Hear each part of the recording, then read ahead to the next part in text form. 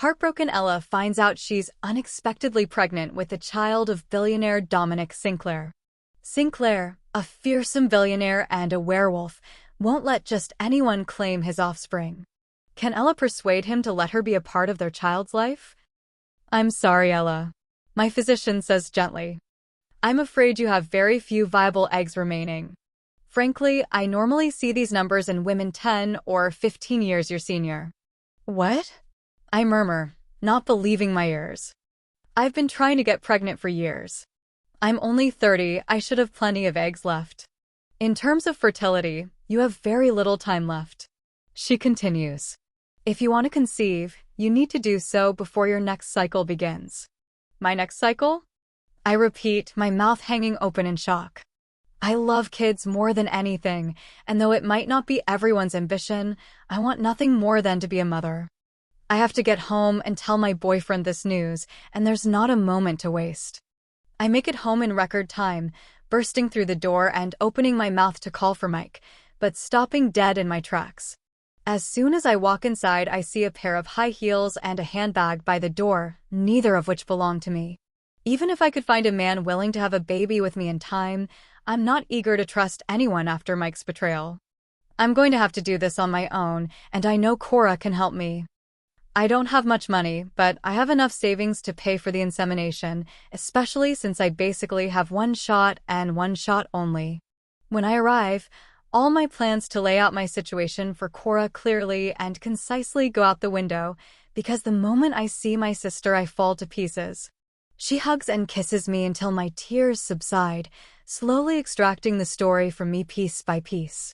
When she hears about Mike and Kate, she swears up a storm, but that's nothing compared to her reaction when I explain about my fertility. "That little shit. I'll kill him." She fumes, studying me with a worried expression. "Ella, if your doctor was right, this means you only have one chance to conceive." "I know." I sniffle. "And if this is going to be my only baby, I don't want to take any chances. I want the best donor we can find." "Don't you worry about that." Cora assures me, "We've got donations from actors, models, scientists. It's only the creme de la creme here." She glances at the door and lowers her voice. "You didn't hear it from me, but even Dominic Sinclair sent his samples here for testing." "Dominic Sinclair?" I repeat, "The billionaire?" "I've seen the man around town, but we don't exactly run in the same circles. He lives in the same neighborhood as my wealthy employer and often says hello to the children I nanny, but he's always surrounded by bodyguards and is so intimidating I get goosebumps just thinking about him." "Oh my God." Cora slaps her hand over her mouth. "I wasn't supposed to tell you that." I don't know what I was thinking. Apparently he's no stranger to fertility issues himself, and he trusted us to handle his swimmers over every other lab in the country. I've got his SP*M in the other room at this very moment. She frets, "But Ella, you can't tell anyone, you have to promise me." "Of course." I agree immediately. I know how important confidentiality is here. "Thank you," Cora breathes. "Now, I'm going to give you a dossier of our clients so you can pick a donor, and once you've chosen, we'll get you knocked up before you can even blink." It's not an easy decision, but eventually I choose a handsome surgeon whose photo practically makes me swoon. Cora leaves the room only long enough to prepare the sample, and though she looks a bit flustered when she returns, she quickly and professionally completes the insemination, holding my hand when the procedure is finished. "It's all taken care of now, Ella." She promises, "You can come back in 10 days to see if it worked." 10 days. I think dazedly. 10 days to decide my entire future. If only I'd known that by the time those 10 days were up, my future would no longer belong to me, but to Dominic Sinclair himself. 6 days to go. I think, staring at the date circled on my calendar. 6 days until I find out if my dreams are finally going to come true, or if I have to figure out an entirely different plan for my life. I've thought about nothing else since Cora inseminated me last week. I'm so anxious to find out if I'm pregnant I haven't even begun to process Mike's betrayal. I'm trying to keep a level head, yet I can't help but imagine my future with this new baby. When I arrive at my employer's estate in the most exclusive neighborhood in Moon Valley, which basically makes it the most exclusive neighborhood in the world, since Moon Valley is one of the most expensive cities on the planet, I'm immediately greeted by two little voices shouting my name in excitement. Ella. The next thing I know, 3-year-old Millie is hugging my legs while her older brother, Jake, wraps his arms around my middle. Good morning, love puddles, I exclaim, returning their hugs. Are you ready for the museum? Yeah, they cheer, racing out the door without even stopping to put on coats. It takes a bit of wrangling to get them back inside and bundled up for the cold winter day, but before long we set out into the snow. Jake races ahead of Millie and I, impatient to get to the science museum and not seeming to notice that his sister's tiny legs simply don't move that fast. Chuckling, I lift Millie into my arms. Goodness, you're getting too big for this, Munchkin. Nah, Millie grins, you're just too little. She might have a point. At 5'1", I don't exactly have the kind of build suited to heavy lifting. I'm in great shape, but I've never been particularly strong. Smarty pants, I tease, laughing with the little girl. When I look back towards Jake, I realize he's stopped a few feet ahead of us. My heart skips a beat when I realize why. We're in front of the Sinclair mansion, and its owner is currently standing in the middle of the sidewalk, his gaze searing me like a firebrand as I approach with Millie. Dominic Sinclair is just about the most handsome man I've ever seen, but he's also one of the most terrifying. With dark hair and piercing green eyes, chiseled features, and a body so muscular I could swoon, it doesn't seem fair he gets to look so good and also be so rich. If I didn't know better, I might think it was his wealth or imposing height that makes him so intimidating. After all, he's at least 6'4", which means he towers over me and everyone else around him. However, it's neither of those things. There's simply an indefinable quality about the man that I can't put my finger on, one which screams danger. He gives off this energy that's so raw and animalistic one forgets there's anyone else in the room. Taking a steadying breath, I close the distance between us so Millie can say hello. When she greets him, Dominic drags his attention from me and offers her a smile so genuine that it tugs at my heartstrings. As I watch him talk to my two young charges, I remember what Cora told me about his infertility struggles. He clearly loves children, and I feel a wave of empathy for him.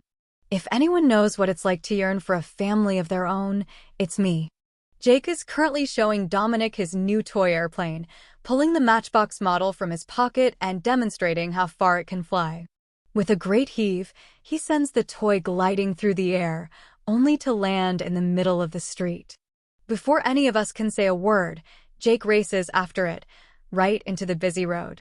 Jake, no, be careful, I cry, watching him dart out into the path of an oncoming car, but feeling frozen by my fear.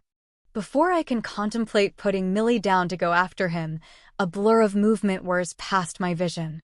I've never seen anyone move so fast in my life.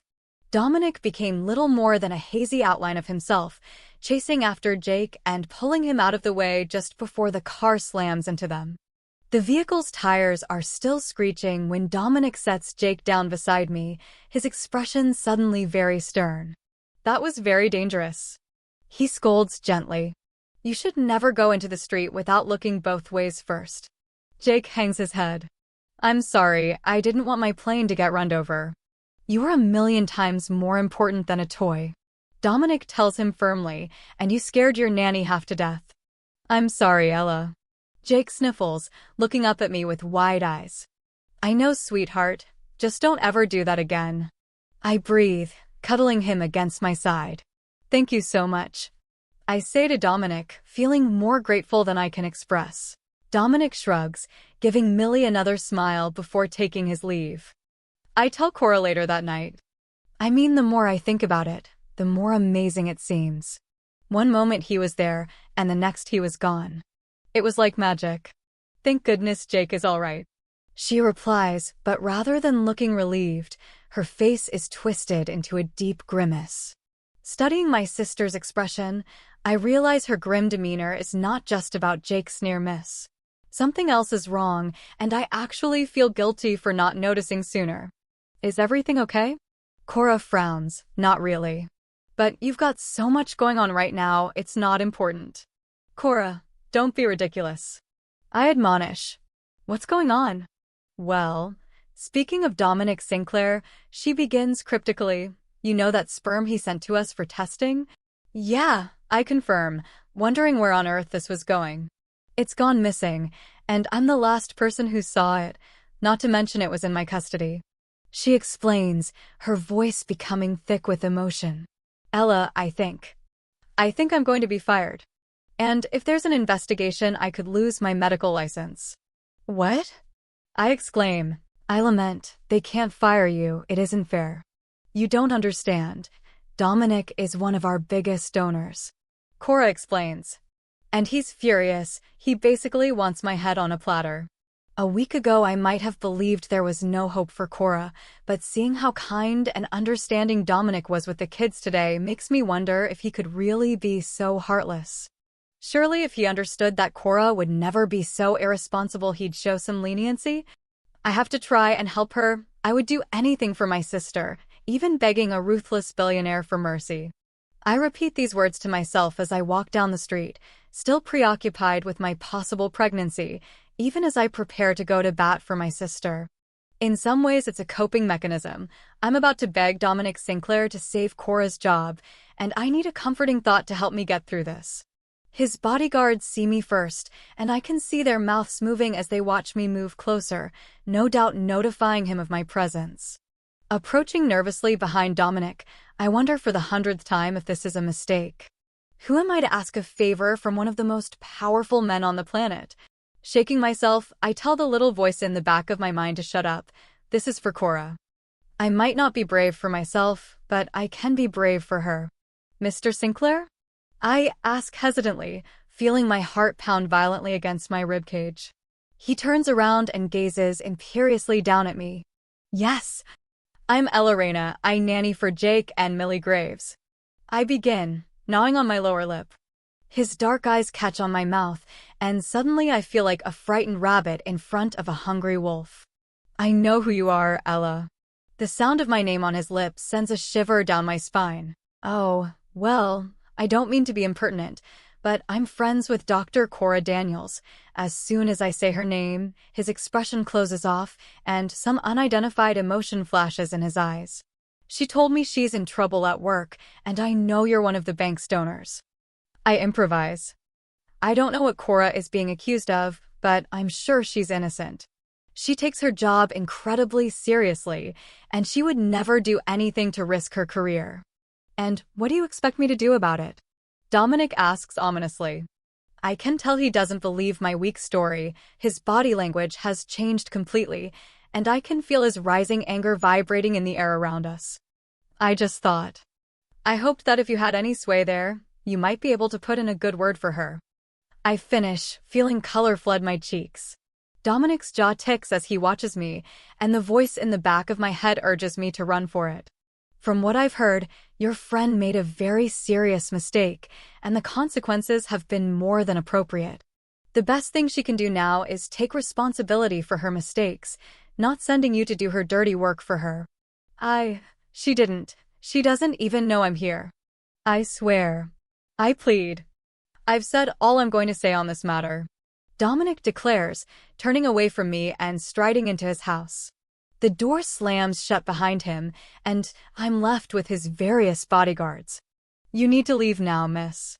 One of the men announces sharply. I can't. I beg, you have to. Before I can say anything more, the men grab me by the arms and begin trying to lead me off the property. The next thing I know, they've thrown me off the property and onto the sidewalk so forcefully that I lose my balance, tumbling to the ground as tears spark in my eyes. The iron gates slam shut behind me, and I have no choice but to slink off before I can embarrass myself further.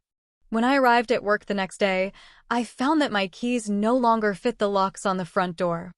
I knocked, overwhelmed with confusion, and a few minutes later the door swung open to reveal Jake and Millie's furious mother. My keys aren't working. I tell her, wondering why she's glaring at me so fiercely. They're not meant to. She answers coldly, as of yesterday afternoon, your services were no longer required. Hi, you're firing me? I squeak, not believing my ears. Why? We got a call from the neighbors. She explains haughtily. Apparently you let Jake run into the road the other day where he was almost hit by a car. And then yesterday you were seen making a fool of yourself at Dominic Sinclair's home. They said his bodyguards had to drag you off the grounds like a common criminal. That isn't fair. That isn't what happened.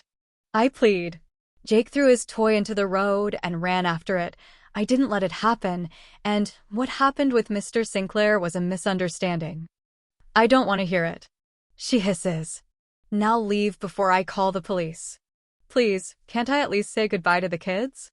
I request, praying she'll grant me this one kindness. I'm dialing. She tells me simply, pulling her cell phone from her pocket. No. I raise my palms in supplication. It's okay, I'll go. For the second time this week, I find myself shamefully retreating through this opulent neighborhood with tears streaming down my face. What hurts even worse than losing my job is the fact I didn't get to explain the situation to Jake and Millie, or see them one last time. I know Dominic Sinclair is responsible for this. He clearly wanted to punish me, just like he's having Cora punished. A rush of fury takes hold of me, and suddenly I wish I could punish him somehow. It's not like me to be so vindictive, but right now it truly feels like my entire life is falling apart, and it's partly his fault. I spend all my money on the insemination, and without a job I have almost nothing. How am I ever going to afford to have a baby now?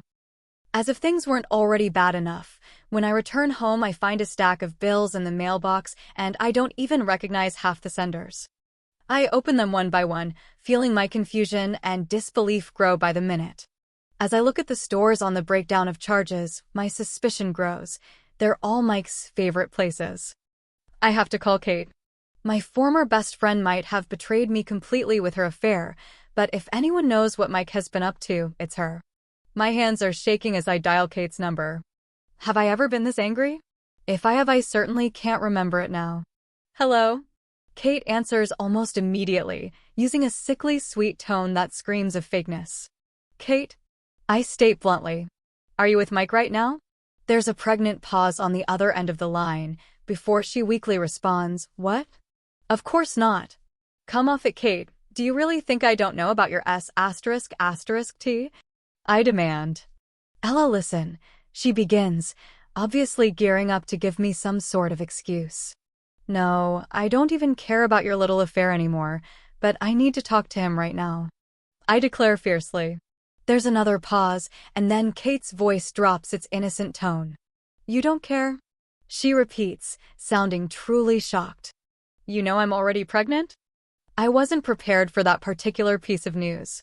I clench my hands into fists, feeling so furious I think I might actually break the phone with my tight grip. And what, you think that's some sort of victory? I bite. Does he know you're pregnant? I ask sharply, because a man who's so afraid of responsibility that he'd poison me for years is probably willing to do it to anyone. Well, no, but he loves me. He would never, she tried to explain. He loved me too once. I cut her off. How do you think he's going to support you and your child? He doesn't even have a job. Of course he does. She objects. He just didn't tell you about it because he didn't want you to bleed him dry. He's a stockbroker. Oh, Kate, I sigh. Poor, gullible, stupid Kate. He's as much a stockbroker as I am a wizard. Don't talk to me like that. He's got money. He lavishes it on me all the time. She insists. With fraudulent credit cards he took out in my name. I shout, losing my temper completely. What? She squeaks. That's right. I've only just found out. He's completely bankrupted me. I'm calling the police, and if I were you, I'd check your own credit rating immediately, because I'd be willing to be your next. I snap. No, she repeats weakly, you're wrong. It's different with me. My voice is getting thick with emotion now, but I can't help it. And frankly, I don't really care what happens to you, Kate, but if you're really pregnant, then your baby deserves better than to be raised in a homeless shelter, and that's exactly where Mike will land you. I hang up before I start crying, not giving her a chance to respond. Why did I buy his lies about looking for work for so long? He crushed me little by little, all the while pretending to be so nice, and I let it happen. I still want to get my revenge on Mike, but first I've got to try and salvage what's left of my life. I have to go to the police and see if I can resolve these financial issues. I can't have a baby if I'm bankrupt, and I can only pray the police will help. I'm very sorry, Mississippi Reina, but if your ex-partner has left the area, there's not much we can do about this. The police officer breaks this news to me about as gently as he might smash an ant beneath his boot. I storm out of the station before I can lose my temper and verbally assault the man, immediately calling the credit card companies. One by one they crush my hopes, telling me in no uncertain terms that unless a culprit is arrested in my case, I'll be held responsible for the charges. As I hang up on the final call, I can feel the earth crumbling beneath my feet. How did it come to this? I literally have nothing. No one will hire me without a recommendation from my previous employer, which means I won't be able to pay rent or keep food on the table. Normally, I might turn to Cora in such a time, but I can't burden her with this when she's in the same boat. Tomorrow, I'll finally find out whether or not I'm pregnant, and up until now, the strange sensation I've been experiencing the last few days has been a comfort and source of hope. At first, I try to distract myself, turning on the TV and freezing when I see Dominic Sinclair on the news talking about all his goodwill initiatives in the community. So much for the supposed philanthropist, I think bitterly. Turning a blind eye to the lives he's selfishly ruining, all the while pretending to be a friend of the downtrodden. A week ago, I might have been touched by such a broadcast. I grew up in an orphanage just like the one he's describing, and I know just how terrible the conditions can be. Now, however, I see nothing but his hypocrisy. Shaking myself, I turn the TV off. I wearily hang up the line, burying my head in my hands. I spent all morning calling in every favor and loan I possibly could, throwing my dignity right out the window to beg my friends and acquaintances in my time of need. I only wish I could help Cora as well as myself. She's still waiting to hear if she'll be fired, and while she's not supposed to be handling any samples, she got permission to do my tests this afternoon. Still, I'm far from excited when I walk through the FR***T doors of the sperm bank. 10 days ago, I was heart-sore but optimistic for the future, yearning for a baby more than anything else in the world. Now I'm dreading the exam.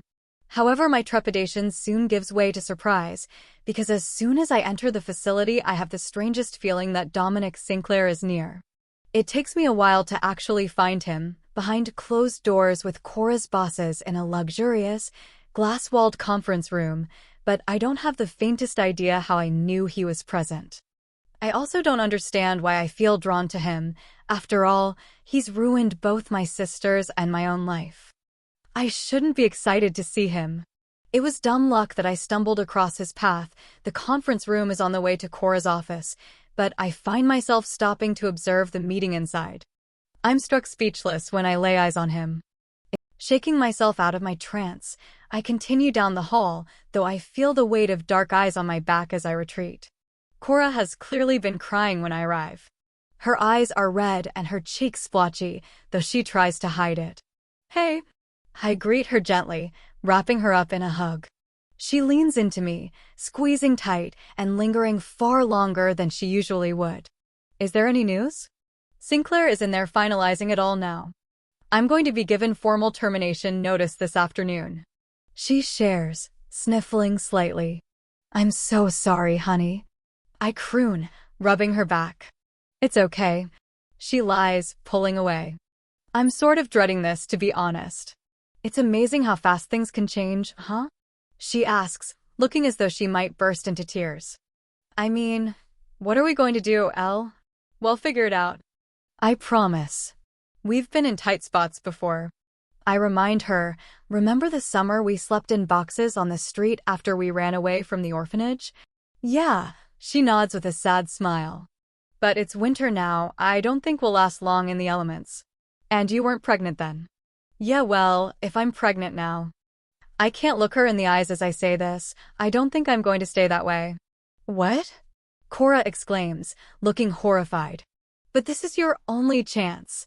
And we aren't completely hopeless. You've got time to try to figure out a plan B." That phrase alone reminds me of Mike, and I realize I haven't shared my latest news with Cora. I share, filling her in on the details of Mike and Kate's latest betrayal. She bursts out when I'm finished. She frowns. I remark softly. Besides, that seems kind of like its own form of torture. The longer I carry the baby, the more attached I'm going to get.